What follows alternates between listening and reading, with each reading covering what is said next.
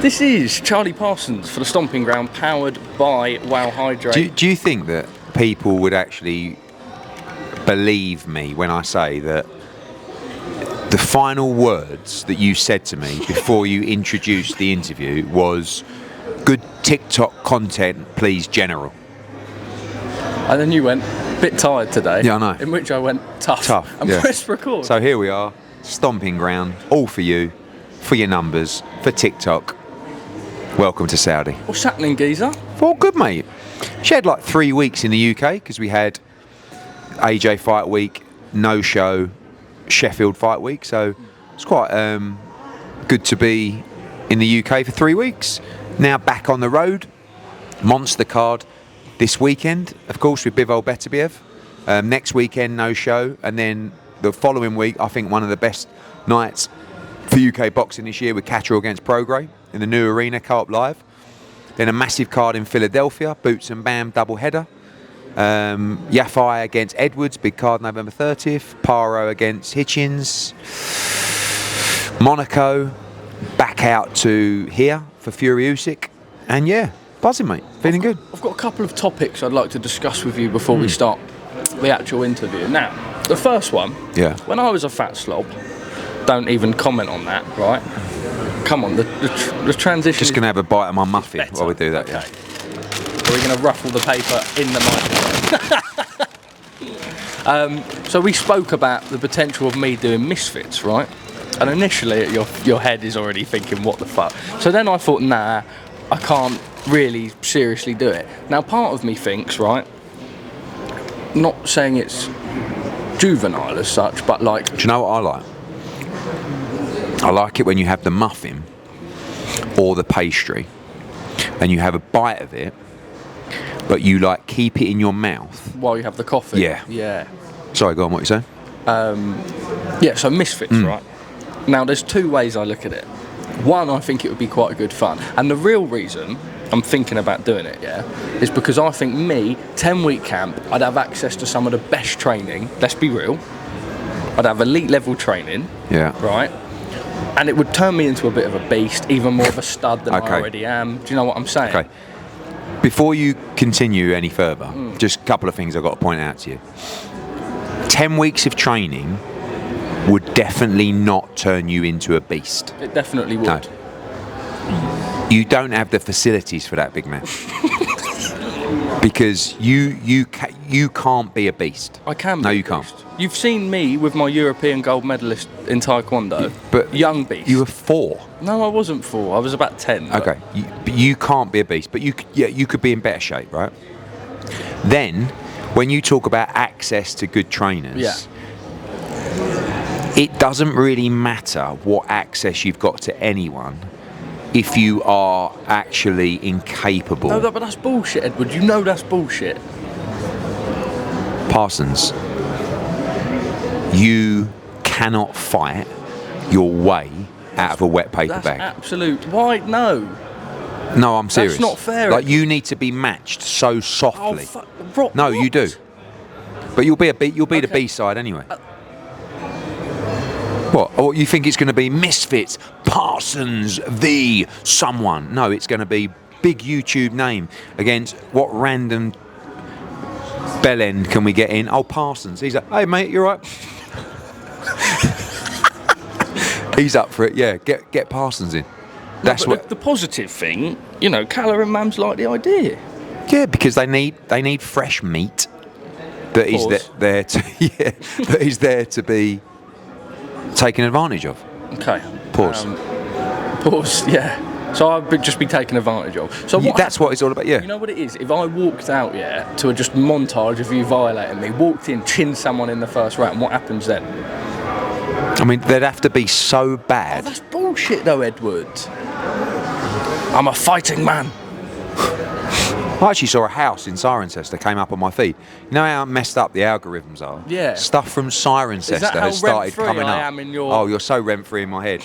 All I think about is you, Parsons. You're turning on the Christmas lights this year. No, I've had no phone call from Cirencester. We're working on it. As if the people from the Cotswold district...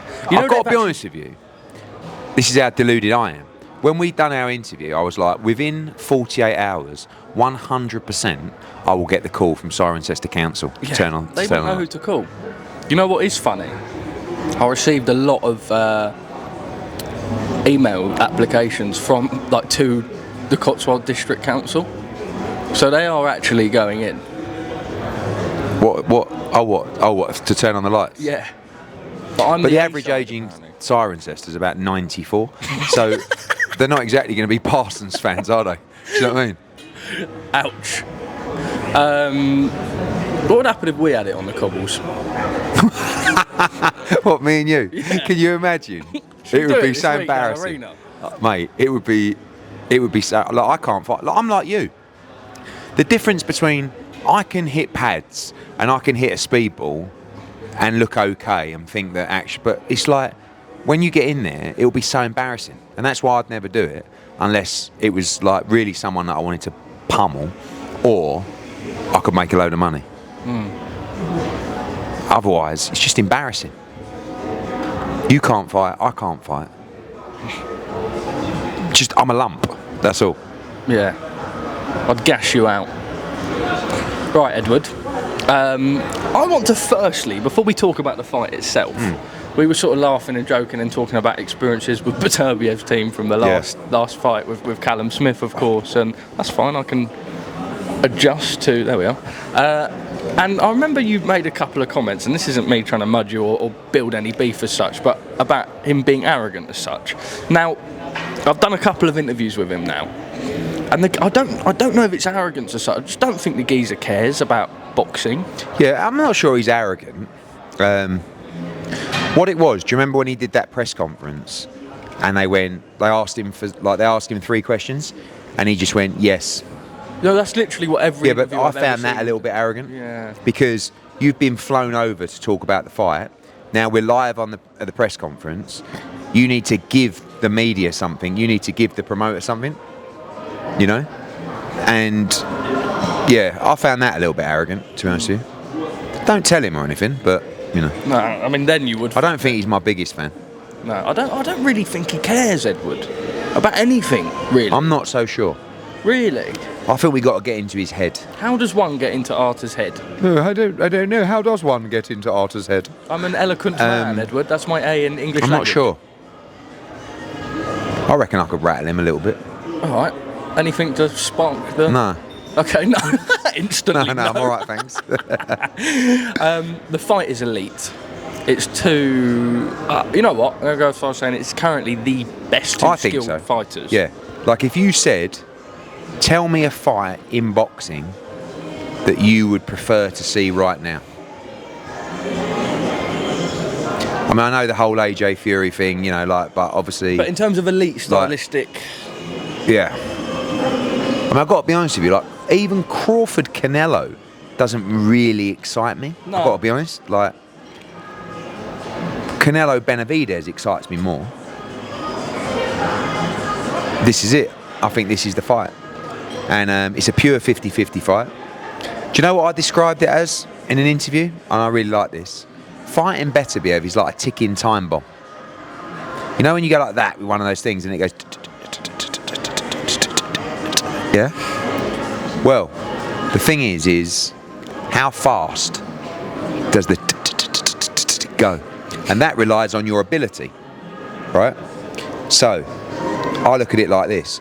Bivol is the guy to make that clock go really slow. If you can't keep him off, if you let him cut you off, it's going to go much faster. Till all of a sudden, tick, tick, tick, boom. Can you survive before it reaches the boom? What are you laughing at, you twat? Just your facial expressions and everything. You're like, what is the point in giving high level, high depth, elite analysis, intellectual elite analysis when you're over there going, look, do you know what I mean? Like, I'm literally giving you elite analysis. Forget Teddy Atlas or whatever his name is, Sean Porter. I'm giving you the full analysis, and you're giggling like a school kid. If you just want to do TikTok stuff, yeah, we'll do that. But if you want elite analysis, you pay attention. Your ticking time bomb reference is elite analysis. Of course. Think about it. You've got this long till it's over. Now, can you slow down the clock and not reach that point before the end of the 12th round? The only person that has the ability to do it is Dmitry Bivol. Do you envision how it goes when you see the two of them match up, like in the ring? Like exactly like that, right? Boom, round 1, done, Dmitry Bivol round. Round 2, done, Dmitry Bivol round. Just round 3, his socks off, basically. yeah, but of course then 4th, 5th, 6th, or maybe give up a round, or give up another round. Then the fight starts to change. Do you know what I mean? That's how I see the fight going. But that's the point where you've got to bounce back and win another round. Do you know what I mean? You've got to be 100% focused at every moment. Yeah, you cannot afford to make a mistake. You cannot afford to touch the ropes. You've got to fight inside that circle, inside the ring. And like I said, the only person, in my opinion, that can beat Beterbiev is Dmitry Bivol. That's it. Obviously at 175 because he's fought everybody else. But that's what I believe. Can we have a little undercard run through, please? So, Fraser Clark against Fabio Wardley. Love it. You know, first fight was a real slugfest. This is the fight to kind of elevate the winner to those kind of, not the elite guys, but put them in the lists with, like, I don't know, Chisora and Miller and White and like those kind of guys. The other drops down to the domestic scene. Who are you picking? It's hard. Like, both of the camps are a little bit anonymous. Do you know what I mean? Like Fabio, with, you know, Rob's a great guy. I know Ben's got a little bit of input there as well. But you never really know. Like Fraser's up in Loughborough. How well has his camp gone? Fraser was gassed last time, but it was his first proper fight over that kind of distance. If Fraser's fitter this time, I think he's got a great chance. Fabio is very sharp early. I worry about Fabio's nose because it keeps going in every fight. And what happens is, if you look at like the likes of Brian Rose, Jordan Gill, like they've got that bone damage on their nose, and after 2 rounds it goes, and then it gets worse and worse. So Fraser's got to actually have that. Same what I said about the ticking time bomb. It's a bit like Fabio's nose. You've got very good Parsons. Yeah, really. Yeah, you've got to do some damage early. Because if you don't, Fabio's sharp and he'll take his time, he'll counter you, he finishes very well. Tough one to call. Really like both guys. I actually think Jai Opetaia, Jack Massey's a really good fight. Like, Jai obviously has got aspirations just to unify the division. Jack's a tough guy. You know, he's boxed Parker at heavyweight, went the distance with him. He's got a good chin. He's game. I think he gets stopped late in the fight, but I think that's a good fight. Eubank's got a gimme. Fair enough. Ben Whittaker against Liam Cameron. Just had lunch with Liam. He's a lovely kid. Tough night's work for him. I think Ben Whittaker's a very, very good fighter. Sky against Raven, I think is a great fight. Another Matchroom Queensbury. Any chance we can win one? Be nice. First Women's World Championship fight on a Riyadh card. Great clash of styles in that fight as well. Who else is on the card? Is that it? First, I think a Saudi debut. Yep, Saudi debut as well. Yep. But yeah, another really good card. And listen, with Bivol Beterbiev, did make me really need a card. No, but then you still announce it, and everyone goes, "Well, that's a bit of a disappointing card." It's like, bloody hell. So, listen, it's another incredible night of boxing as we gear up for December 21 as well out here. Fury Usyk and that undercard. Fuck. We've got 3 really good fights on that undercard. It'll be announced later today. One in particular, Johnny another Fisher, Matchroom Dave Queensbury. Allen. Possibly. But another fight on that undercard, Matchroom Queensbury. Is it a heavyweight? I'm sorry, I'm going to spoil you now. What? It is in my thing, but I may as well go now. Dennis McCann against Pete McGrail. No, I mean, that's a fight, one of Am I the right fights in saying between that's Matchroom. There'll be an announcement soon, and if it's done, it'll be in that announcement. So, yeah. No. Can you categorically 100% tell me that that fight is not done? Well, I mean, no, I can tell you that, actually. Till it's announced, it's not done. Okay, so it's done. But it's a fight we're looking at, whether it's 5v5, whether it's December 21. For me, that is one of the best fights in boxing. I love it. I love that fight. 2 of the best young fighters in the division. gambling against each other for a British and European title. Love it. Do we expect any more Chris Eubank Jr. shenanigans this week? Has there been any communication with yourself and his team? No. Like, listen, there's loads of legal stuff going on. Is there? Yeah. Off the back of... Yeah, none of which I'm involved with. That must be quite nice. I just can't be arsed.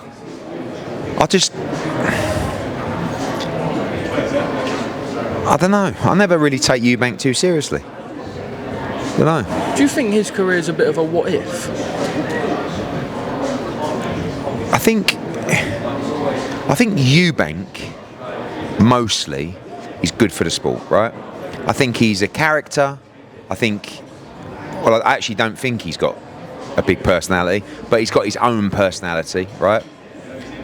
If you want to be critical of his career, the only significant victory in his career was Liam Smith, who couldn't stand up in that fight. Like, he should never have fought that night. But Eubank, over the past, he's very tough, very game. But what are his significant wins?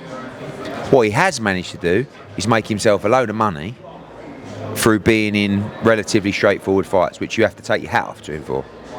So obviously Zerameta will win easy, and then we'll see what he does. Conor Benn, it's obviously if the Canelo fight doesn't exist, which I don't believe it does, I don't see what other fights are out there for Chris Eubank. Whereas Conor, you've got Haney calling him out, you've got Tank calling him out, you've got Boots will fight him, you've got all these different fights, but the fact is, Ben Eubank's the biggest fight out there. Is there more than meets the eye with Chris? I don't know him. I don't think I've ever interviewed him. Hopefully I'll do that this week. But you never interviewed Eubank? Never interviewed Eubank. See, is that because he thinks you're a tit? I mean, I wouldn't... Maybe. Actually, it was introduced to him yesterday. It was quite nice. Didn't know of my existence, obviously. But he did an interview with Charlotte Daly from The Mail. Really, really good one. And spoke about his father quite in depth, and how he doesn't need a trainer and how he needs a father figure. You know, when I say something that little bit deeper behind him. Junior has always said he doesn't need a trainer. And I think one of the biggest mistakes of his career is never having a real elite trainer, to be honest. And he always felt like he could do it himself. But the thing is you could only get to a certain level. I think with the other stuff, with the personal stuff, look, Chris Eubank Jr. grew up in a strange world. Yeah? You can't expect him to be 100% normal. And the one thing I will always give him credit for is coming from money, but still being tough. Because some of those fights, if you look back at the Groves fight, tough kid. Now I think he's gone softer. I think he's made money. I don't think he's really hungry for it. I think he's hungry for money. No problem. But there's a difference when you're fighting. When you're fighting for something. I don't think he's fighting for anything other than money. Do you know what was meant to happen 2 years ago this day? Ben Eubank. Really? Is it 2 years today? Wow. Wow. That's a big old what if. Who is that geezer? Who? Him. I think I was speaking to him in the lift yesterday. Nice fella. Is he? Oh. Yeah. Anyway, 2 years today, was it? Wow. It's an interesting episode in my life. Yeah. What have you learnt from that, Eddie? Are you a scumbag? Am I a scumbag? I mean, I think I've actually got a really good heart. I think the business... You've got to be, right? ...makes you... relentless? Cold. Yeah. I'm very cold, emotionally. And the business did that to me. The game turned me cold. Yeah? But you have to be cold. And that's why when I see Eubank down there on the bottom table piping up, I could have gone back and ruined him. But it's all part of the game. I just feel like you can't take it too personally. Now listen, if those insults turn personal, or you perceive them to be personal, I think Frank did, then But that was all wrapped up within a couple of hours. No, I think it's ongoing, but I think that changes things. Once it becomes personal, that's different. But if it's in the game, it's fair cop. Do you know what I mean? That's why stuff like all the stuff Leonard and Oscar and all that kind of stuff, I actually live for that shit. You know? Ben Shalom has responded to yourself and Warren and said Simon Jordan has no financial involvement with Boxer, and that maybe you just don't like the fact that he is supportive of them and that he sees things for what they are. Yeah, I mean, look, you could ask them, has he ever been in any meetings about Boxer, regarding funding for Boxer? We know the truth, so you can word it carefully and wisely, but it doesn't really matter. Like, I think that just because Simon's got an involvement with Boxer, I don't care. I don't think he should be banned from the radio. So you say he does have an involvement? Of course. He's in, like, whether you want to call it a financial involvement, you can peter around the words. He is involved in meetings, regular meetings, you know, regarding funding, investment, meetings with Ben Shalom. By the way, that's fine. He's entitled to do that. But you can't expect, in my opinion, the same, like, where was the volatility when all these fighters were put out of purse bids and, you know, like, nothing was ever mentioned. So I'm cool with it, because I would prefer. Ben said that Simon probably sees a young guy that's come from nothing, you know, make his way into the industry with fierce competition. What's your thoughts on that? Stop laughing. I'm not. Yeah, all of that. Yeah, 100%. Yeah. What do you want me to say? I mean, listen, I like the volatility from Simon Jordan, because that's what I live for. I don't want Simon Jordan to be nice to me. Who wants to watch that? Who wants to listen for that? The fact is, do I still hold the viewership record on TalkSport for my arse whooping of Simon Jordan? I think I do. That's what we want, isn't it? We want controversy. We want opinion. I don't care. I don't care if he's fucking got Boxer tattooed on his nuts. You can still interview me anytime you want. You know what makes me laugh about Oscar De La Hoya? I remember being ringside at Riyadh season when Bacoli was fighting Anderson. Yeah. De La Hoya comes over, daps you up. Yeah. Every time I've seen him around you, I remember the Bivol Ramirez week. It was all very... And then he comes out with these mad... Yeah, well, he's a snide. Like, do you ever say anything, though? Because he would chin you, realistically. Yeah, no, but, I mean, he obviously... But listen, I don't like it when you come over to me, cuddle me... What I'm saying, yeah. Like, and then, like, the burning hatred that Oscar has for me. See, like, I look back at this relationship now with Frank Warren. I never hated Frank Warren.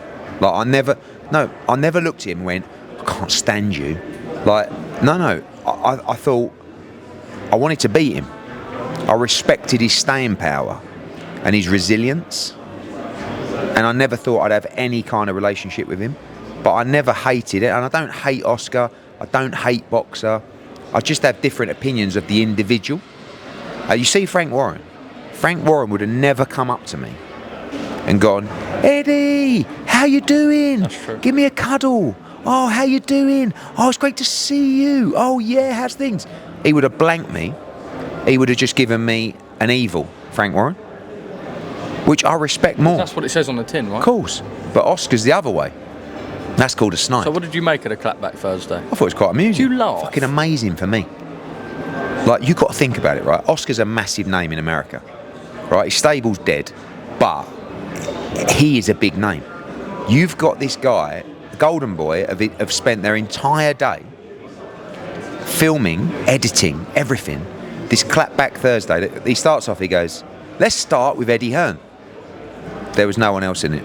You started and finished with Eddie Hearn. So I'm watching it going, see, the difference between me and Oscar is I watch that and I'm like this is fucking great. Like, I'm even reposting it, right? I do one of those, the geezer is in tatters. Do you know what I mean? I was going to do one. I might do one later this week, but I just felt like... Would you put on the same voice and... with Oscar, the thing that kills him is because he's a terrible public speaker.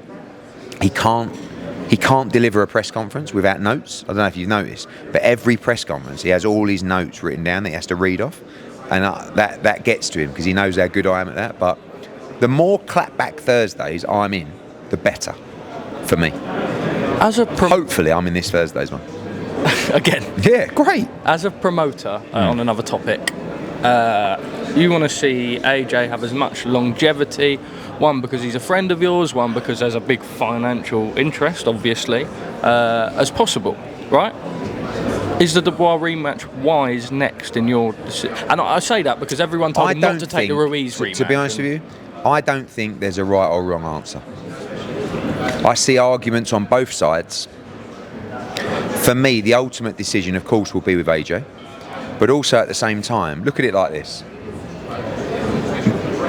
Wait for the Fury-Usyk rematch, yeah? Someone could get injured very easily. I'm sure that fight happens, but what if it's delayed till March or April? Right? Then, you know it's going to be a tough fought fight. The winner is not going to fight. They're going to have Christmas. They're going to go away with their family. The winner is not going to fight till, I don't know, July, August, September. You're nearly a year out of the ring. You can't afford to be a year out of the ring at this stage in your career coming off a defeat like that, in my opinion. Plus, unless Fury fights you and unless Fury wins, all of those things combined, you cannot challenge again for the world heavyweight title and become a 3-time world champion. You can rematch Daniel Dubois and you can immediately fight for the world heavyweight championship. You beat Dubois in February, you're world heavyweight champion. What does a loss do? What does a loss do now? I mean, you know, where are we now? Where are we with another loss? I don't know. Two back-to-back losses to Dubois are different to two back-to-back losses to Usyk at the time. Yeah, of course. Right? Yeah, but that's the nature of the defeat. Listen, if you get stopped again, you're in a very tough position. But you've also tried to win the world heavyweight championship. Do you know what I mean? I'll be honest with you. After the fight, I thought we should chill out. Go on holiday, wait till the Fury-Usyk fight, come back late next year, whatever. Don't think it's a mentality shared by Anthony Joshua. I think he wants to get back in the gym. I think he wants to focus on a rematch with Daniel Dubois. And I think he wants to try and beat him and become world heavyweight champion. So we've got to balance all of that with what's right. The only thing that matters is what's right for Anthony Joshua. You talk about finding that balance. If, and it is a big if he is to lose by knockout, if there is a rematch, I know Fury's come out and said doesn't matter if he loses 50 times, they still want to have the fight. And let's be real, you know, they could go and lose another 3-4 times and still sell out Wembley and it's still a big fight. Yeah. It's not what it was, but in your mind, if he loses to Daniel Dubois by knockout, does it just sort of ruin the whole Fury? You know, it doesn't feel the same, right? If he comes off 2 back-to-back knockout losses and then fights twice. Look, I keep saying that the nature of defeats or what happens to both fighters affects the size of that fight. It's always there. If AJ lost to Dubois again, he could fight Fury, but the size of the fight is not what it could be. So, and at that point, what do you want to do? But I don't think AJ wants to go out. I don't think AJ wants to walk away from that shot at the world heavyweight title, a fight that he believes he can win. So that's the decision to make in the next couple of weeks. Always so much talk about trainers off the back of a defeat, and I believe he's been with 5 trainers now: Robert Garcia, Derek James, Ben Davis, and Rob McCracken, and Tony Sims. That was fucking rapid. I should be like Eminem. Your face. At what point? I mean, he was really happy. Is he still really happy? I don't know where all this comes from. You know, is he going to stay with Ben Davison? Of course. Like, Ben's done a great job. AJ made mistakes in that fight. Ben didn't. AJ did. And that's so he boxed different to how the game plan suggested. Yeah, of course. Okay. And he made fundamental mistakes that cost him the start of that fight, which ultimately took him to defeat. It's okay. Like, he's comfortable. He's happy. That's not an issue. So no, you know, we move on. And we make a decision over the next couple of weeks as to what's next. What do you make of Belanga saying he wants to fight AJ at 200? I don't think it wasn't like he talks more out of curiosity. Like, I mean, he was talking to me about this. It's not like a fight that he thinks should actually get made. But I mean, I'm sure he'd love to. just lastly from me, obviously Frank Warren signed Chantel Cameron.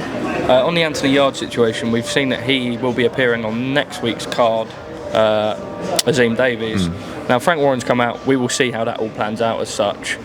Just on your end, did you make that approach? I mean, I'm sure Anthony Yarde, I'm sure that's a fighter that you would have liked to have had. How come?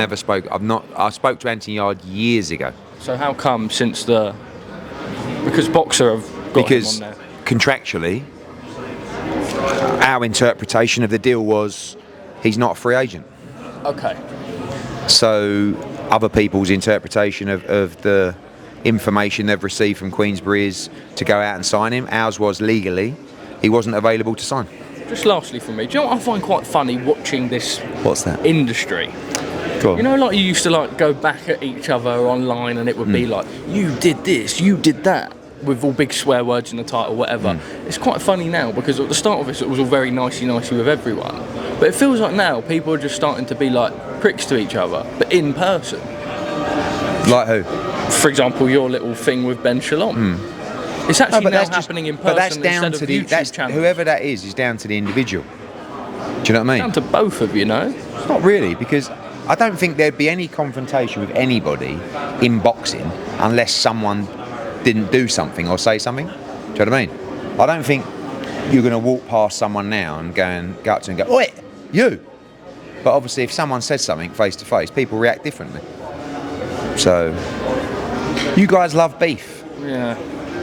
I'm not massive on it. No? No. If it happens, it's a talking point. Controversy sells ultimately, right? But people love it. It's quite a nice place when it isn't controversy. Just lastly from me, are you aware of what brain rot is? Sorry? Brain rot. Like, do your kids ever talk to you and you just think like, what on earth are you saying? Yeah, of course, yeah.